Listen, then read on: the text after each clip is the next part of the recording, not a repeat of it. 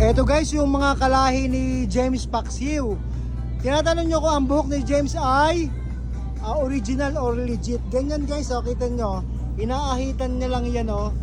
Oh, parang buhok sa ano, oh. Parang buhok sa baba. Ayan. Kita nyo, ang gaganda ng mga buhok nila. Oh, see? Wow, very nice hair, oh. Kaya nila yung rib ni Cap? Wow! Ayan, ano ba tawag sa ganito? Dreadlock? Nice ha? Dreadlock ba yan? Yan, tingnan nyo guys, oh. Ang ganda ng buhok nila, very nice hair. Yung kay James guys, ganyan din. Ko, ang tindi ng amoy. Ayan.